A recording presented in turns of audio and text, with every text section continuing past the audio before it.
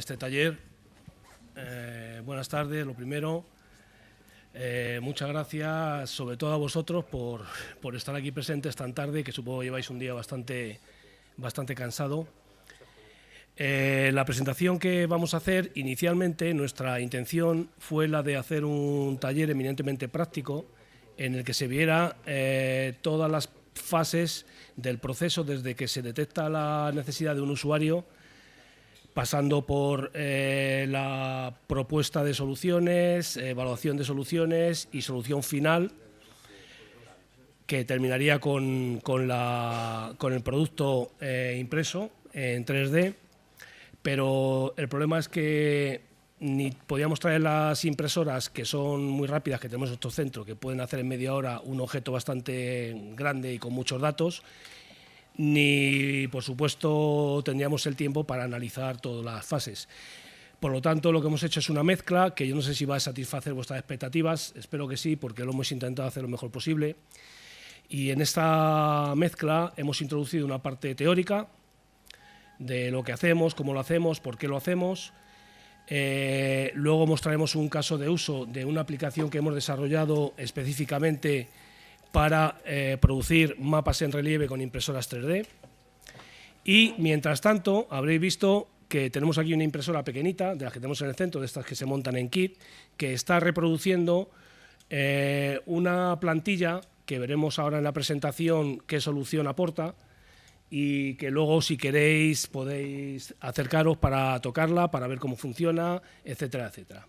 Bien, pues vamos a comenzar, si os parece. Nosotros trabajamos en el CIDAD. El CIDAD es el Centro de Investigación de la ONCE.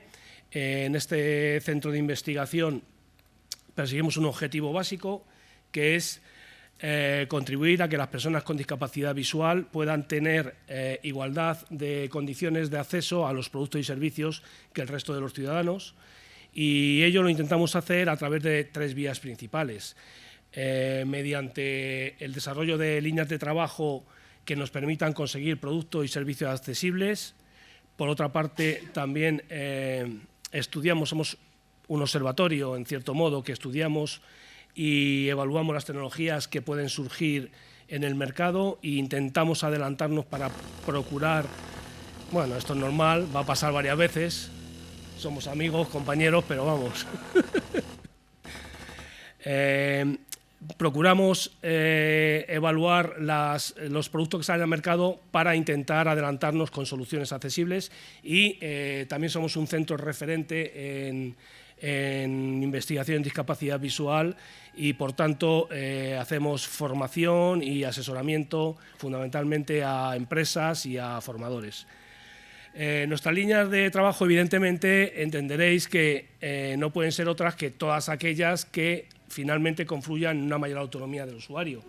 ¿Y cuáles son? Pues evidentemente todas las que se nos ocurran: el ocio, el empleo, la educación, los medios, el acceso a la información electrónica, las comunicaciones de personas con equipos, etcétera. Y todas estas actuaciones las llevamos a cabo en una estructura de nuestro centro, que, como veis, dependemos directamente de la ONCE, de la Dirección General de Servicios, y tiene 4 departamentos: un departamento de recursos generales, un departamento de producción y mantenimiento, el departamento comercial y el departamento de I+D. Como veis, todos estos departamentos realmente conforman una estructura suficientemente amplia y eficaz como para lograr los objetivos, es decir, tanto de captar información en mercado, captar productos en mercado, desarrollar productos para el mercado, etcétera. Los recursos con los que contábamos hasta no hace mucho eran fundamentalmente un taller mecanizado, en el que teníamos pues, maquinaria de control numérico, maquinaria de prototipado, inyección de plástico, no impresión de plástico, sino inyección. Ya sabéis, se hace un molde y mediante pues unos calentadores se licúa se hace el plástico, se derrite, va pasando por el molde y hace la figura, ¿no? Pues hasta ahora teníamos eso, y en realidad no nos iba mal, porque conseguíamos buenas soluciones, pero había también una serie de inconvenientes, como por ejemplo el que se requiriera mucho personal con una alta cualificación, es decir, torneros, fresadores, técnicos de mantenimiento para inyección, etcétera. Por otra parte, como sabéis, este tipo de maquinaria pues no vale para realizar cualquier geometría. Es decir, yo puedo hacer un taladro vertical, lo puedo hacer inclinado, oblicuo, como quiera, pero no puedo hacer una excavación, por ejemplo, en redondo, con lo cual tengo limitada la producción de mis piezas. Por otra parte, los tiempos se dilatan considerablemente. Tened en cuenta que desde que se hace el proyecto se pasa por delineación, bueno, todo con ordenador, evidentemente, pero con sus planos, etcétera, pues tarda un tiempo y la solución tarda en llegar. Y, sobre todo, lo más importante es que es difícil corregir los problemas de diseño porque casi siempre estás ya finalizando el prototipo, ha salido costoso, ha costado tiempo y puedes tener algún fallo y tienes que corregir y no es fácil, tienes casi que empezar de nuevo o poner lo que llamamos postizos, piezas para intentar solucionarlo y, sobre todo, difícilmente se pueden resolver situaciones individuales o problemas individuales. A partir de ahí comenzamos a contemplar el recurso de la tecnología de impresión en 3D. Sabéis que hay muchísimos tipos de maquinaria. Hoy está de moda la impresión en 3D, tiene una actualidad máxima, se puede hacer casi de todo. Aquí comentábamos jocosamente que cualquier día nos fabrican y se reproducen entre ellas y lo tendríamos mal. Es cierto que está muy en boga, pero no es una tecnología nueva. Nosotros en nuestro centro llevamos trabajando con esta máquina, por ejemplo, la de hilo, ¿no? Esta de hilo, la Objet, llevamos trabajando alrededor de 10-12 años. O sea que no es novedoso esto, lo que pasa es que ahora es cuando ha explotado. Vimos la posibilidad de trabajar con este tipo de maquinarias. ¿Por qué? Pues fundamentalmente por las características que tienen en sí mismas. Por un lado, hay innovación desde el punto de vista de que nos permite imprimir prototipos en muy poco tiempo y pasárselos al usuario final y que nos diga, oye, pues esto me gustaría que fuera un poco más redondo, o esto un poco más largo, o un poco más duro. Y podemos, sin ningún problema, volver a redefinir el prototipo y volver a imprimirlo en muy poco tiempo. Por otra parte, la personalización, como estamos diciendo, es decir, nos podemos permitir el lujo de hacer una solución ad hoc para cualquier persona, que yo creo que eso es lo que llevamos buscando desde hace muchos años, ¿no? Siempre que hablamos de la participación del usuario, de que las soluciones para el usuario deben contemplar las necesidades específicas de cada uno, que no todo vale para todo, bueno, pues todo eso que llevamos diciendo tantísimos años, ahora vemos que se nos puede hacer en cierto modo factible, ¿eh? Por otra parte, la rapidez. Ya hemos comentado que ahí se reducen considerablemente los tiempos de fabricación de prototipos y de soluciones. Esto, evidentemente, lleva una reducción de costos. Para nuestro centro, y más concretamente para nosotros, a lo mejor para la dirección sí, pero para nosotros los costos, bueno, pues no los deberíamos tener en cuenta. Sabemos que hay un presupuesto y dentro de ese presupuesto nos podemos mover. Pero somos conscientes de que cuanto más abaratemos las soluciones, a más gente podremos llegar con más soluciones. Esto es evidente. Por otra parte, la interacción, la optimización de la interacción técnico-usuario, que también lo hemos hablado muchas veces. ¿Os acordáis que decíamos, claro, es que normalmente cuando se va a hacer una solución para un usuario es el ingeniero que tiene un lenguaje no muy coloquial a nivel de usuario, el usuario no le entiende, el ingeniero no entiende al usuario, etcétera. Todo esto que llevábamos diciendo, bueno, pues ahora se va al traste porque podemos optimizar esa relación, esa interrelación, ese diálogo, porque podemos presentarle al usuario el prototipo para que nos diga exactamente lo que quiere y cómo lo quiere sobre el propio prototipo. Bien, el proceso secuencial que llevamos a cabo es tremendamente sencillo y muy eficaz. Evidentemente comienza con una detección de la necesidad, es decir, nuestros profesionales, ya sean los técnicos de rehabilitación o los profesionales de educación, detectan que hay una necesidad y nos la hacen llegar. Esa necesidad puede ser, por ejemplo, una vitrocerámica. Sabéis que ahora todas vienen con touch control, con sensores, y al tacto no se aprecian. Bien, pues fijaos, la plantilla que estamos haciendo aquí obedece a esa solución.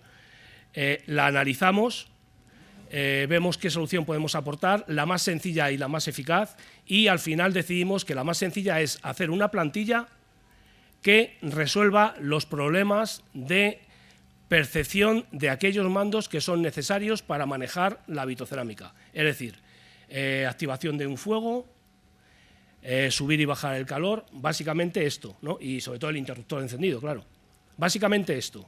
Puede tener otros mandos, puede tener otras prestaciones, ¿de acuerdo? Como temporizadores, etcétera, pero eso ya quizás es un poco más accesorio. Lo principal es esto.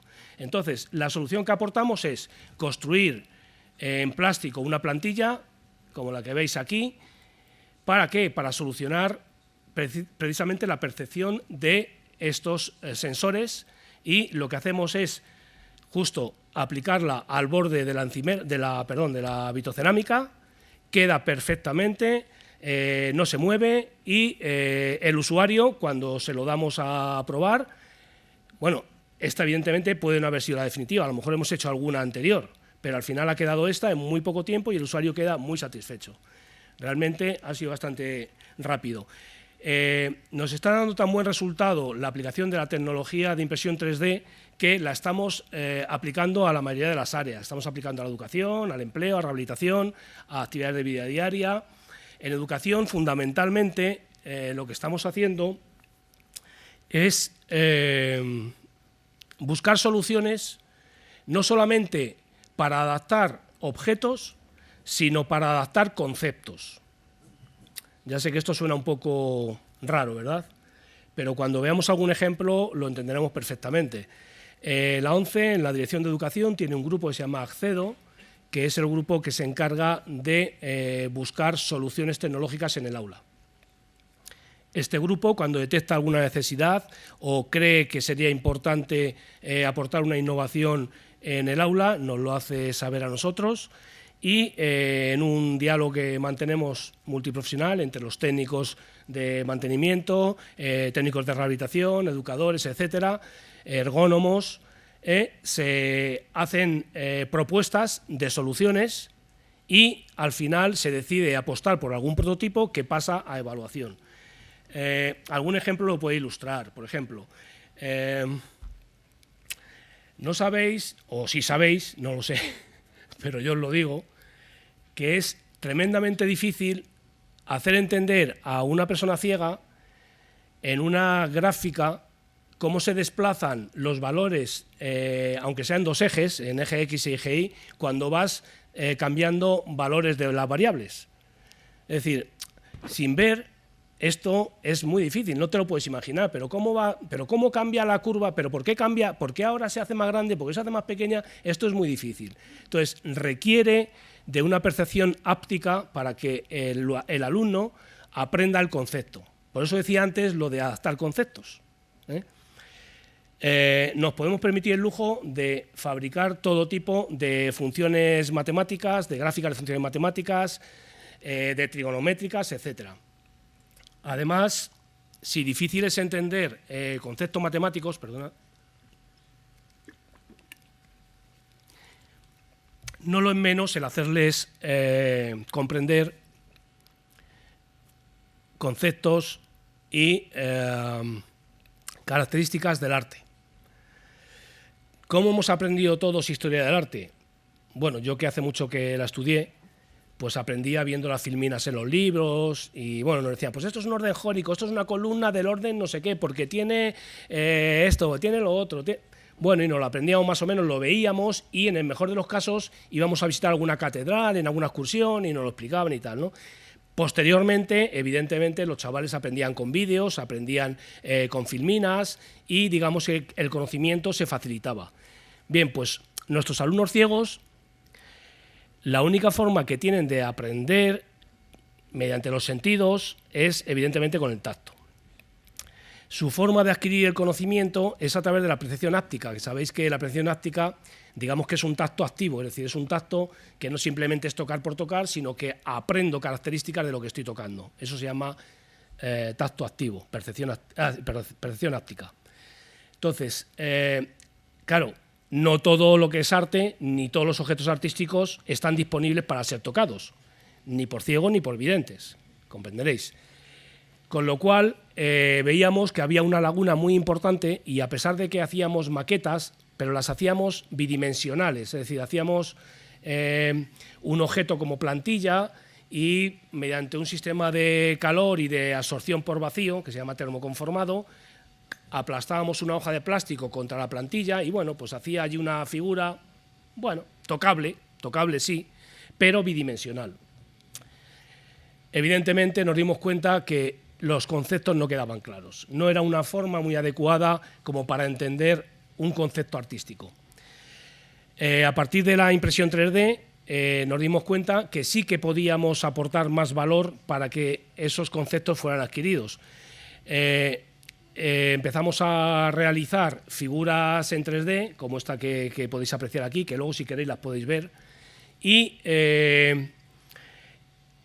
estamos obteniendo tan buenos resultados que nuestro museo tiflológico, sabéis que la ONCE tiene un museo tiflológico con maquetas y con así representativas, pues nos ha pedido que le hagamos maquetas, que le hagamos objetos para exponerlos en su museo, porque no tenía otra forma de hacerlo.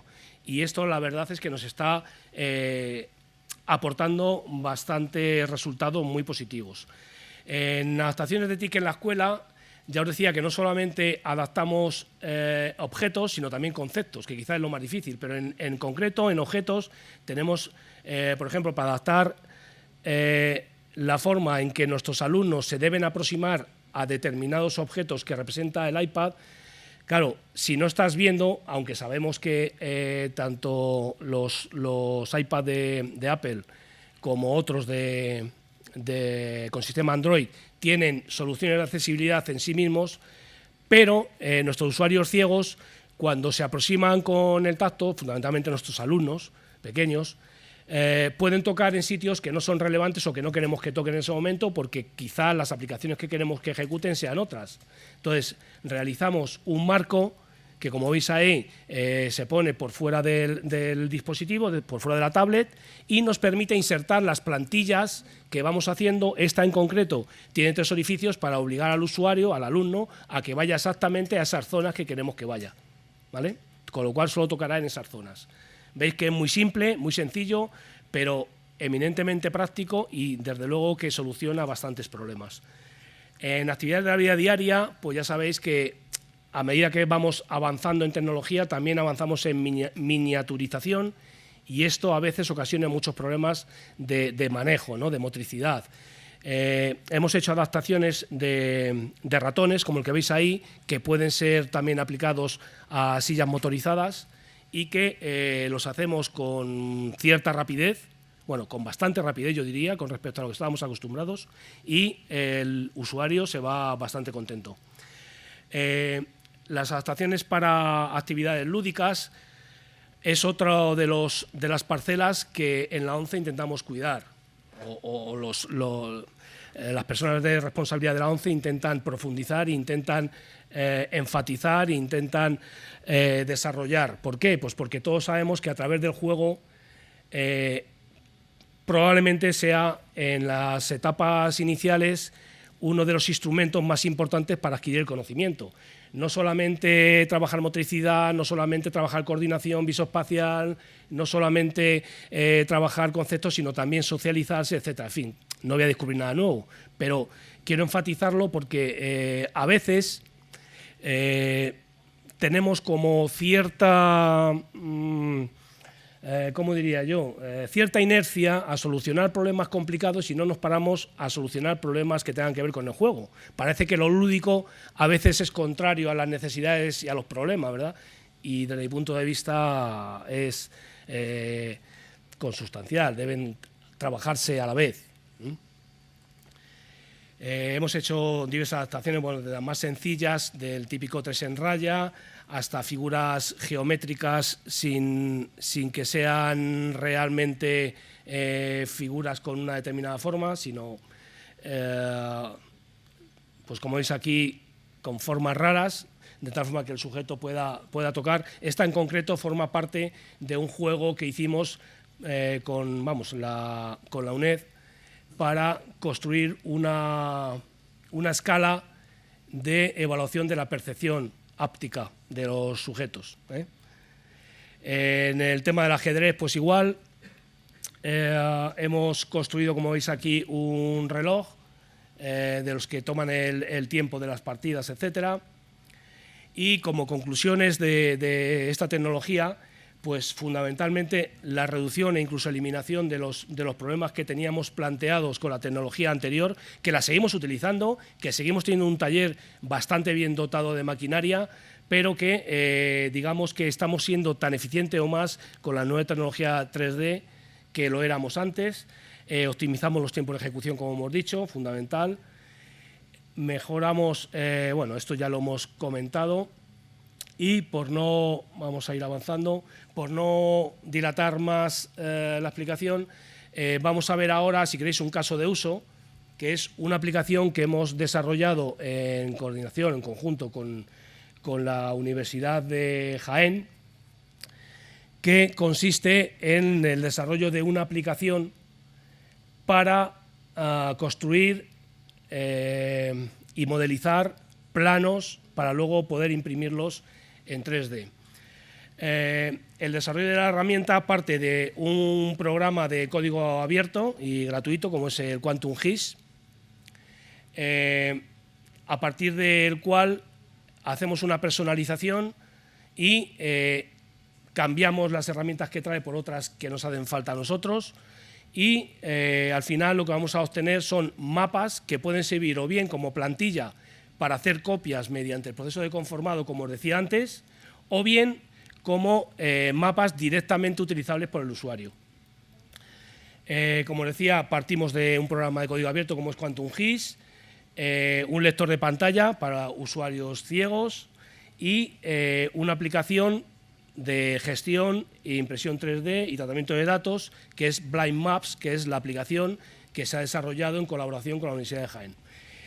Yo había pensado, mirad, esto de arriba es el Quantum GIS original, con un montón de herramientas, y aquí están las herramientas que hemos introducido nosotros para personalizarlo para usuarios, de tal forma que se pueda utilizar a nivel, digamos, casero o en centros de la ONCE, sin necesidad de que adquieran un conocimiento muy elevado del programa. Entonces, aquí abajo es como queda el programa, veis que han desaparecido la mayoría de las herramientas y tan solo hemos dejado fundamentalmente estas 5 herramientas que veremos a ver ahora cuáles son. Pensaba explicarlo todos los procesos, pero casi lo voy a hacer ejecutando el programa y a ver qué tal sale, ¿no? Tarda un poco en cargar porque es un sistema gráfico que carga bastantes datos, pero una vez que lo carga, con esas herramientas que nosotros hemos personalizado, vamos a construir un mapa muy rápido. Evidentemente, yo aquí ya parto de un mapa que hemos preparado, es decir, cuando nosotros accedemos a la base de datos del Instituto Geográfico, por ejemplo, esos mapas que nos descargamos no valen tal como los descargamos. Tenemos que hacerlos pasar por un proceso que nos permita luego capturarlo y trabajarlo digitalmente. Yo aquí, los mapas que traigo ya tienen ese proceso hecho. Entonces, partimos de unas plantillas para que yo pueda escoger aquella plantilla que se adecue mejor al plano o al mapa que quiero desarrollar. Puedo crear un mapa topográfico o físico o político callejero o uno temático o uno en relieve o construir mi propia plantilla. Vamos a coger, por ejemplo, este callejero. Lo abrimos y él ya me pide que le ponga la capa. Al final, el mapa se va a construir a base de superposición de capas. Y cada capa, evidentemente, va a tener una altura, un relieve, para que sea distinguible de las demás. Veremos que estas alturas, estos relieves, los puedo configurar yo como quiera. Es decir, no tengo por qué respetar la realidad si no quiero. Bien, vamos a buscarle edificios. Vamos a ver. Creo que está aquí.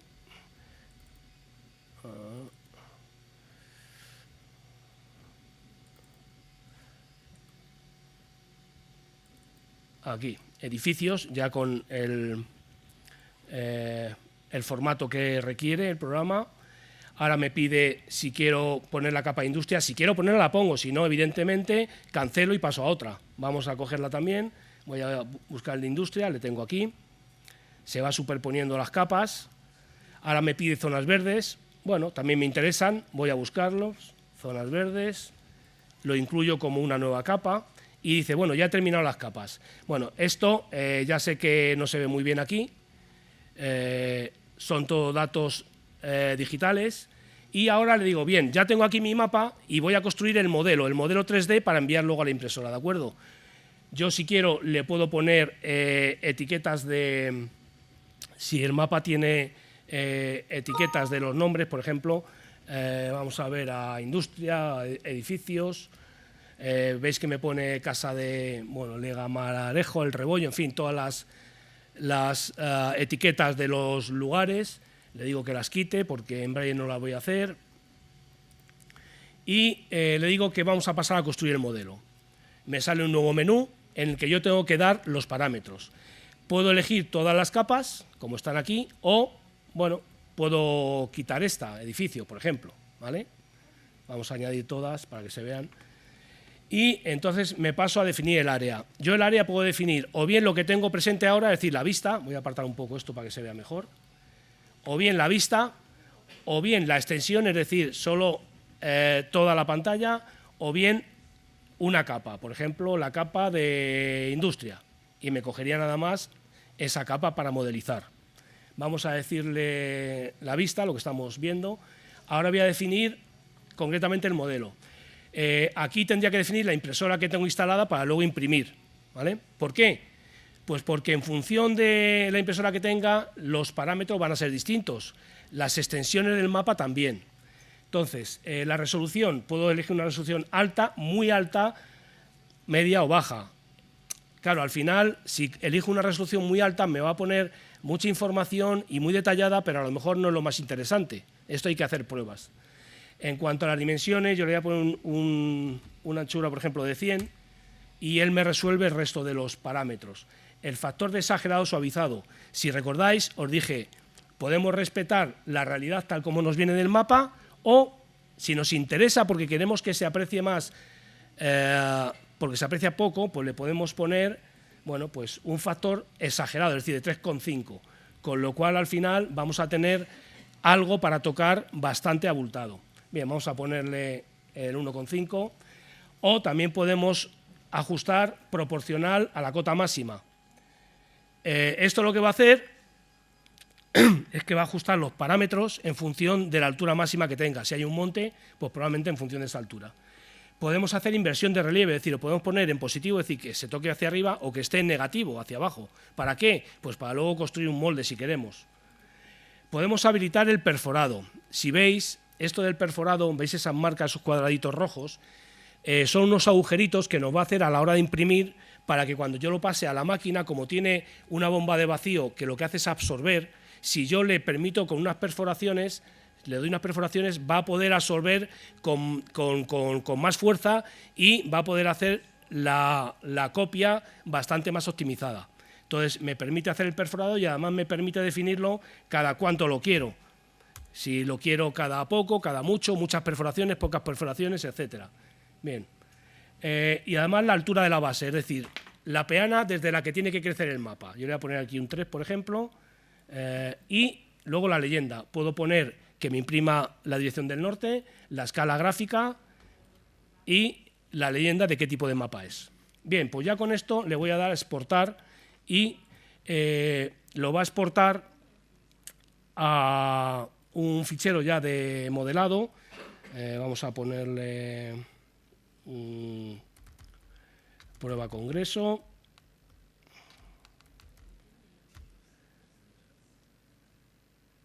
Vamos a meterlo en un sitio que veamos aquí en modelos. Vale, prueba congreso. Bien, entonces va a procesar los datos, es decir, va a coger todos los datos digitalizados que tiene y los va a poner en formato máquina, es decir, lo va a modelizar en 3D para mandarlo a la impresora. Al final, yo ese plano que obtenga, simplemente voy a coger el fichero en un pendrive o en una tarjeta SD o en cualquier otro objeto y lo voy a llevar a la máquina y lo voy a imprimir. Ya lo ha hecho, vamos a buscarle. Esto estaba en modelos.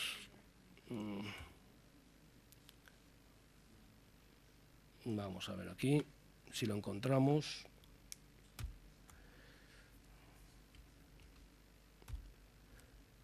Vamos a salir de aquí y vamos a verle. Bien, era este, prueba congreso. Entonces yo ahora, con un programa de visionado de modelos 3D, como el Cura, hay varios, hay Slicer, el Cura, hay varios, que además son gratuitos, puedo ver el resultado final. E incluso podría introducir alguna modificación mínima, como puede ser algún detalle de etiqueta, etcétera. Bueno, veis ahí, voy a ver si lo roto un poco, esto no se me da muy bien, así es que igual le pierdo, pero bueno. Veis ahí los relieves, aquí están los edificios, vaya. Y las 3 capas que yo había puesto se han superpuesto a partir de la base que yo he diseñado, que eran 3 milímetros. Veis aquí esto en braille. Vamos a ver si lo pongo para que lo veáis mejor. Quizá un poco más pequeño. Y así. ¿Veis estos puntitos? Aquí pone edificios, industria, bueno, está tapado un poco, pero lo puedo leer. Industria, zonas verdes. Aquí, en el extremo superior derecho, pone la escala. Como veis, hay un rectángulo y dice que ese rectángulo, esa medida, si la llevamos al plano, representa 834 metros. Bueno, ha hecho una escala en función de los parámetros que yo le he dado. Entonces dice que esta barrita, este rectángulo que está en relieve, si lo llevamos al plano, realmente se corresponde con 834 metros. ¿Vale? Y el norte, que lo podéis ver aquí arriba, en la esquina superior izquierda, como pone una N en braille y una flecha en relieve. Yo las etiquetas las puedo poner donde realmente quiera ponerlas, Me da opción el mapa a ponerlas para no ocultar información, porque aquí, como veis, es una etiqueta demasiado grande y está ocultando mucha información del mapa. Entonces la puedo quitar o la puedo mover a otro sitio que no hay información, por ejemplo aquí, en esta zona de la derecha de abajo, etcétera. Bien, ya no voy a retrasar más y vamos a poner quizá algún vídeo muy pequeñito, que dura muy poquito, que tiene que ver con la impresión de esta pieza, pero en una máquina real, es decir, la solución real que hicimos. Partimos siempre de una modelización en el ordenador con un programa de CAD, la diseñamos en el ordenador, estáis viendo ahí que estamos... evidentemente esto pedimos siempre las medidas al fabricante para no confundirnos y hacer la pieza más fácil. Esto se modeliza en CAD, que lo hace mi compañero Guillermo, y posteriormente se pasa a... Vamos a cerrar este. Posteriormente se pasa a una máquina que hemos dicho antes, la Object.